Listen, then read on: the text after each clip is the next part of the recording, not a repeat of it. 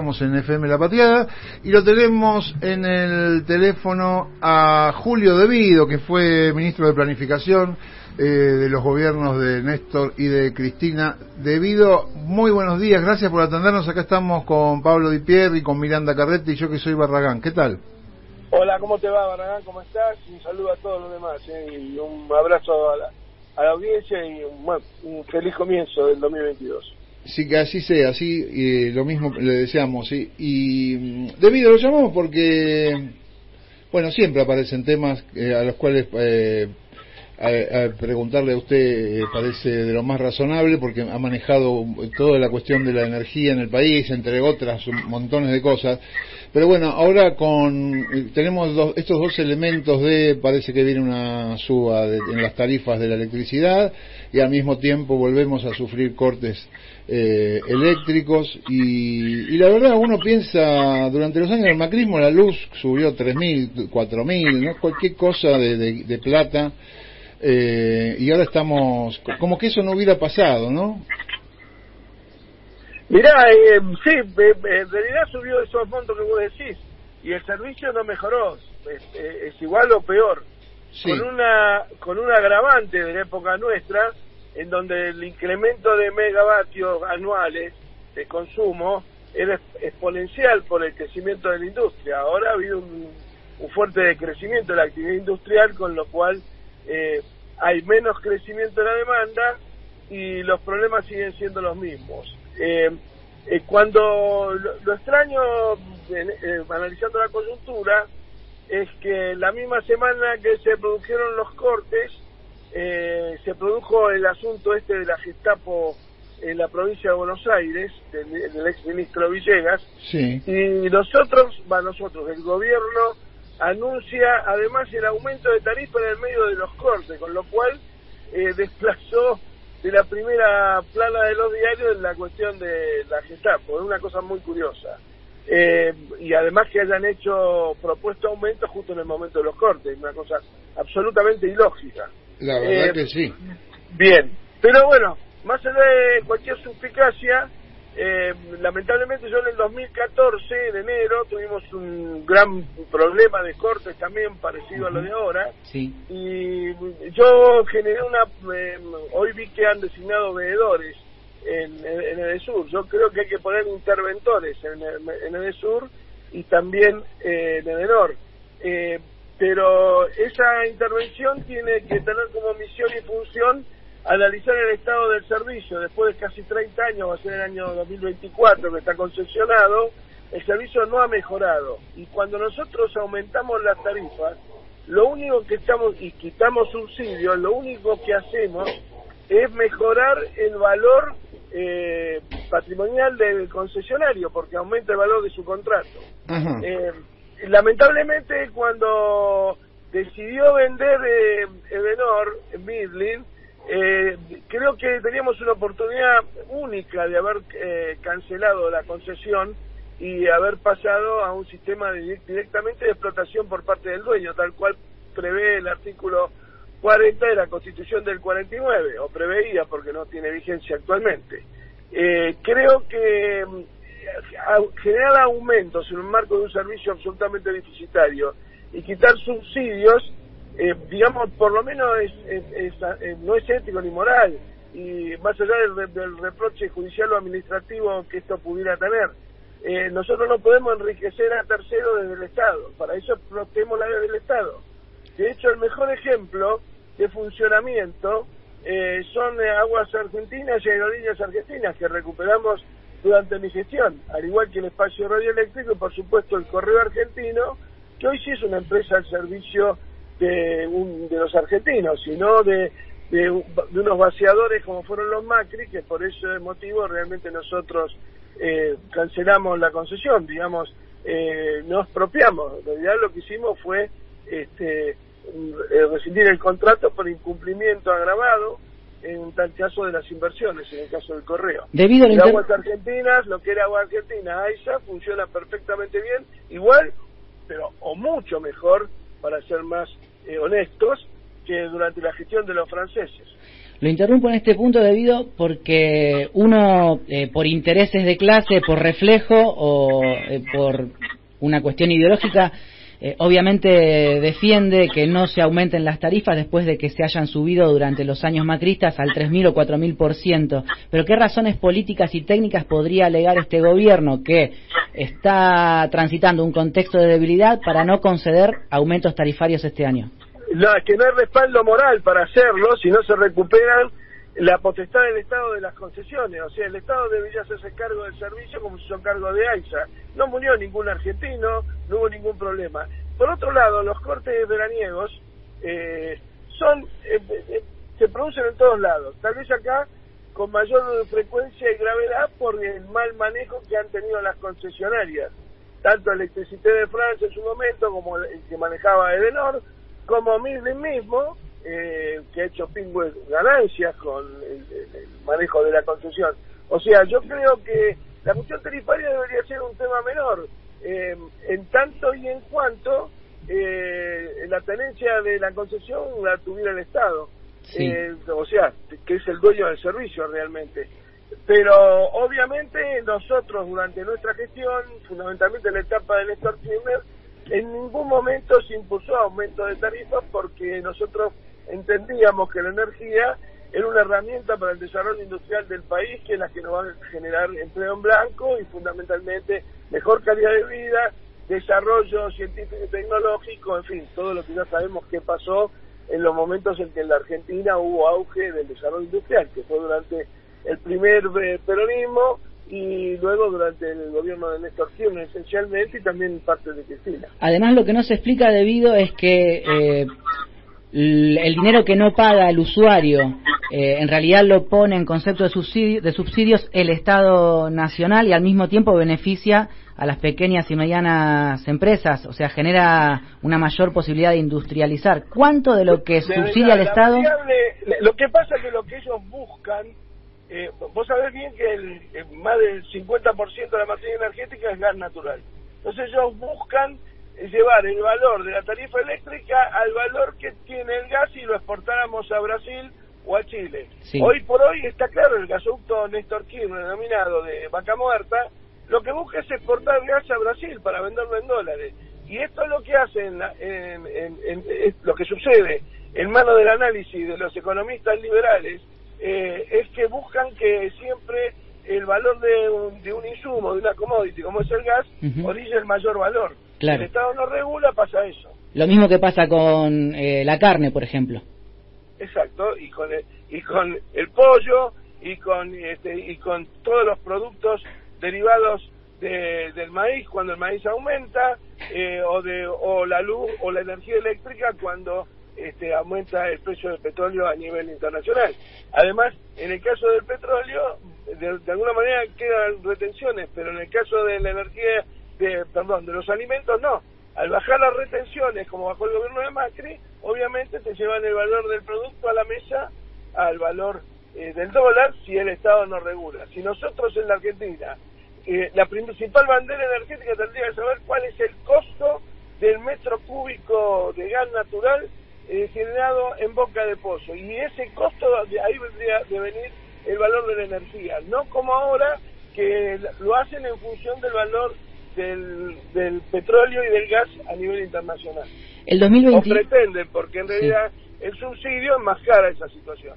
En el 2021, se dio una discusión muy intensa al interior del gobierno entre aquellos que pretendían aumentar las tarifas por encima del dígito, digamos, o sea, llevar un aumento tarifario de 2 dígitos, y aquellos que pretendían que no fuera así. Y al mismo tiempo se discutía cómo tramitar el achicamiento del déficit recortando subsidios. ¿De qué lado de esas dos fracciones del gobierno le parece más correcto estar a usted? De ninguno de los dos, porque nosotros lo que si yo tuviera o formara parte del gobierno, lo que sugeriría, al igual que en el año 2014, que se recuperara el servicio, se mantuvieran las tarifas y en el caso de que se ajustaran, eso sucediera en función del costo de producción del gas natural y por supuesto de mantenimiento de nuestras represas hidroeléctricas y de nuestras centrales nucleares y de nuestras centrales térmicas. No hay otra razón que justificara un aumento en el 2021, más que arrimar el valor del precio de la energía al valor internacional, o sea, de dolarizarlo. En un momento que hay una inflación feroz y hay un proceso de devaluación del peso gigantesco, que no tiene nada que ver con la evolución de los salarios. ¿Qué hace falta, además de decisión o de voluntad política, para llevar adelante esta iniciativa? Y, digamos, tener una clara concepción política. En el caso mío, yo soy peronista, y la Constitución del 49, en su artículo principal, que es el artículo 40, indica claramente que los servicios públicos deben estar en manos del Estado. Y nosotros lo demostramos con AISA. AISA es una empresa modelo que funcionó y funciona perfectamente durante, inclusive ahora durante este gobierno, funcionó perfectamente durante el gobierno de Cristina. Obviamente durante el gobierno de Macri hubo un desboque tarifario como hicieron con todo lo demás, pero la empresa funciona bien y Aerolíneas también funciona bien. Por eso la critican y le pegan todos los días del déficit, esto y el otro. Cuando no hubo, y defienden, ayer leí una nota diciendo que si Aerolíneas no existiera, defenderíamos más a los consumidores. Yo vivía en Santa Cruz cuando Aerolíneas no existía, y era un drama conseguir un boleto para venir a Buenos Aires y los costos eran altísimos. Con Aerolíneas llevamos el transporte aéreo a todos los rincones del país, y hoy se sigue cumpliendo. Puedo tener diferencias de visión, digamos, de tipo administrativo, técnicas con las actuales autoridades, pero no son de fondo como en el tema energético. Me parece que el tema energético es un problema muy grave. Fundamentalmente el destino que se le quiere dar a la reserva de Vaca Muerta es un tema gravísimo, de exportar eso a Brasil. Inclusive hay notas en los medios, inclusive del exgobernador Clough, diciendo, bueno, primero el gas para Misiones antes de mandarlo a Brasil. Y nosotros decimos primero el gas para el desarrollo nacional. Exportar recursos energéticos no renovables es como vender todos los días la bandera un poquitito. ¿Cuánto de la masa dineraria que el Estado pone en subsidios a usuarios en hogares representa el total de lo que subsidia el Estado Nacional en materia energética? Mira, en realidad eso es muy voluble, porque como no tenemos el subsidio, es un valor, no lo tengo presente ahora exactamente cuánto es hoy, pero es un valor que se toma siempre en función de una supuesta dolarización del costo de los productos. Y a eso ya partimos de la base errónea. El subsidio hay que calcularlo sobre la base del costo del gas en boca de pozo. ¿Qué quiero decir? En boca de pozo del gas se saca con salarios argentinos, con coste nacional. No hay ninguna influencia, no más del 20% de la influencia de la explotación son productos que vienen importados. El 80% es costo en pesos. La pregunta es para saber si se subsidia más a las industrias que a los usuarios de hogares. En realidad subsidiamos más el gas en frontera para que las empresas ganen más exportando gas a Chile. Ajá. Porque nosotros pagamos el gas, estaba aproximadamente $4.50 el millón de BTU aquí en Buenos Aires, y en la provincia de Buenos Aires, y más aún en el resto del país, en el norte sobre todo, y estamos vendiendo a Chile a $4 en la frontera, cuando ese gas se vende en Santiago a $42 el millón de BTU. O sea, multiplican por 10 la ganancia. Hay una ilusión impositiva que nunca se investigó. Yo directamente en aquel momento no lo investigué, simplemente eliminé las exportaciones de gas a Chile porque ese gas era demandado por la industria nacional, y la actual legislación dice que hay absoluta prioridad del consumo nacional sobre los excedentes exportables. Por eso buscan un país que no tenga industria, que viva de servicio, para poder exportar estos productos y tener ganancias que decupliquen el costo del valor. Aclaramos a la audiencia que estamos conversando con el ex ministro de Planificación Federal, Julio De Vido. Antes de pasar, debido a las preguntas sobre la exploración offshore de YPF, me interesaba preguntarle si usted consideraba que aquella búsqueda de sintonía fina en 2011-2012 fracasó, y si se puede o no segmentar el tema de los subsidios en Argentina. Yo creo a esta altura del partido, por eso lo propuse en el 2014, y bueno, la presidenta no coincidió conmigo, asesorada esencialmente por Kicillof y por Zanini, que estaban en contra de rescindir los contratos de Denor y de Sur. A partir de ahí, yo ya en ese momento, hace 7 años, pensaba que la sintonía fina no era posible. Y en eso creo que si Kirchner hubiera estado vivo hubiera coincidido conmigo, pero bueno, eso es contrafáctico. Julio, ¿cómo estás? Mirando, te saluda. Hola. En relación a la explotación de los recursos acá en nuestro país, ¿hay algún otro país que sea un ejemplo a seguir o que tenga una forma de gestión ejemplificadora que nosotros podamos leer o justamente tomar para el tipo de gestión que se está utilizando hoy en Argentina? Y mira, Bolivia es un ejemplo muy claro. Si bien algunos no lo toman como un país ideal, pero sí, para nosotros es un ejemplo muy claro. ¿Y cuáles son esas características? ¿Se cortó? A ver, no, hay entrando una llamada, a lo mejor no se pierde. Hola. Bueno, a ver si lo tenemos a Julio Devido, que bueno, nos dio esta nota y también salió en Revista Kamchatka, ¿verdad, Dipi? Hablé hace casi un mes con él, sí. Bueno, buenísimo. Lo vamos a ver si recuperamos la llamada con Julio Devido. Para resumir en 2 o 3 ideas, lo que está diciendo es que, por un lado, se pierden oportunidades de rentabilidad argentina en la explotación de los hidrocarburos y que al mismo tiempo es difícil encontrar en este contexto que funcione la segmentación, ¿no? ¿Te escuchamos de nuevo, Julio? Repetime la pregunta, buenísimo, la última, porque con la desesperación de reconectarme me olvidé. ¿Cuáles son esas características que tiene Bolivia que hacen que sea un país no tomado como ejemplo para muchas naciones, pero si vos digas hoy, bueno, Bolivia es un país al que tenemos que mirar? Y porque si Evo no hubiera recuperado los yacimientos en ese momento en manos de Petrobras y hubiera tenido el manejo de su recurso gasero y petrolero, no hubiera podido implementar el plan económico que sacó a Bolivia de la postración secular. Claramente. También creo que la imagen de Petrobras, que tiene una visión mucho más,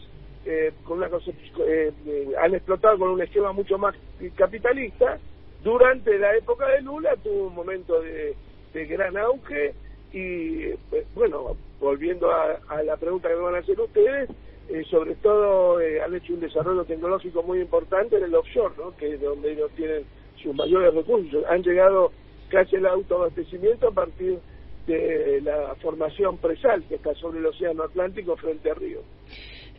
Intuyo que estás a favor de la exploración offshore de YPF en este contexto, más allá de las discusiones de estos días. Mira, yo estoy a favor de la explotación offshore y también del fracking, o sea, de lo que se hace en Vaca Muerta. De hecho, nosotros la impulsamos muy fuertemente, aún antes de la nacionalización. Y en la costa atlántica, la prioridad número 1 de la Argentina debe ser explotar intensivamente, como prioridad 1, los yacimientos convencionales, que sabemos que son mucho más seguros con el medio ambiente y además mucho más económicos para explotar, lo que nos daría una enorme facilidad de recuperar la autonomía en el manejo del recurso, una enorme ayuda en un momento tan crítico de nuestras finanzas. Por supuesto, hay frente a Tierra del Fuego hay enormes yacimientos, Megaplaye, de Aries, etcétera, que deben ser explotados y tienen volúmenes de gas muy importantes, una reserva muy importante y tal vez mucho más fácil de extraer que el fracking. Por lo tanto, habría que darle prioridad. Lo que pasa es que YPF nosotros la recuperamos para que fuera la empresa testigo nacional de las empresas petroleras. Hoy parece que fuera la empresa testigo de las empresas ante el Estado y es la que generan las presiones que luego absorben como una esponja en la Secretaría de Energía y en el Ministerio de Economía. Más allá de esta crítica que haces a la conducción actual de YPF o a la conducción del gobierno en general, Julio, la explotación offshore se hace desde hace tiempo en la costa atlántica, ¿verdad? Sí, sobre todo, esencialmente en Tierra del Fuego. Nosotros hemos listado áreas en profundidad, tipo de lo que es las áreas del presal brasileño, frente a costas de Chubut, de Santa Cruz, de la provincia de Buenos Aires en algún momento, pero no tuvieron éxito en ese momento en cuanto a resultados. ¿Y qué impacto ambiental causa? Quiero aclararte que mi crítica es esencialmente hacia el rol de YPF, y esto no es patrimonio de este gobierno, esto empezó y comenzó ya promediando la gestión de Galucho durante nuestro gobierno 2013-2014, ahí YPF desdibujó el rol que le habíamos intentado dar nosotros en los primeros 90 días cuando estuve como interventor. Quería preguntarte, Julio, ¿qué impacto ambiental causa la explotación en la costa atlántica? Porque también es cierto que en el 2019 se lanzó esta licitación con bombos y platillos durante el gobierno de Macri, y Guasel lo festejaba, hasta Montenegro con su silencio acompañaba, y ahora el macrismo se opone a lo que está pasando en Mar del Plata.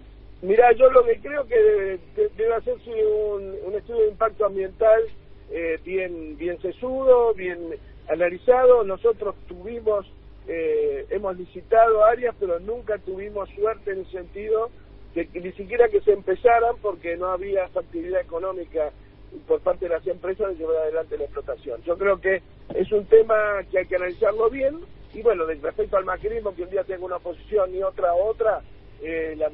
digamos, es una actitud absolutamente común en ellos, eso no debe varía de acuerdo a lo que le dicen en la embajada o en Clarín en la calle Piedra, ¿no? Debido, para ya cerramos la charla, a ver si está de acuerdo conmigo y a ver si entendí de qué estamos hablando y cuáles son nuestros problemas. El macrismo llegó al gobierno y al poder, siendo poder, pero para traer, digamos, al mundo corporativo, para incorporar al Estado el mundo corporativo, para que el mundo de las corporaciones manejen la riqueza del país. Y por lo que usted dice, dentro del peronismo hay quienes, a ver si esto es lo que yo entiendo, hay quienes piensan que se puede manejar la energía de la Argentina junto con las corporaciones, y hay otra versión que es sin las corporaciones, y no hay término medio ahí. ¿Esto es así? Creo que deben ser explotadas en el marco de lo que nos indica ideológicamente el peronismo a partir de la Constitución del 49. Hay que ver el artículo 40 de la Constitución, está muy clarito cómo se debe llevar adelante estas cuestiones, y de esa forma vamos a tener un país más soberano y más independiente. Me da la sensación que respecto a lo que vos decís, a cómo conceptualizás y caracterizás el momento del macrismo, para ser más preciso, el discurso de Lorenzo Pepe en el Congreso en el 2001, cuando dijo que no iba a faltar mucho tiempo para que estuviéramos viendo en los lugares de decisión política en la Argentina a los gerentes de las corporaciones, como el caso de Guasel, que ustedes nombraron recién, Dietrich, Pancho Cabrera, y toda esa basura que tuvimos que soportar los argentinos durante 4 años, y todavía, porque siguen siendo muchos de ellos siguieron siendo funcionarios durante esta gestión, o sea que, porque claramente siguen representando al poder real. Obviamente no al pueblo argentino, que se expresó con absoluta claridad en el año 2019, en agosto, sobre todo en Las PASO. Sí. Y bueno, lamentablemente ese contrato electoral está definitivamente quebrado, si no, no estaríamos viendo esta situación de la quita de subsidios, el aumento de tarifas en un momento como el actual, ¿no? Debido, le agradecemos muchísimo esta charla y le mando un abrazo fuerte. Un abrazo grande, Barragán, y un saludo a toda la mesa y a los oyentes. Muchísimas gracias. Bueno, hablábamos con Julio Devido, ex ministro de Planificación de la República Argentina.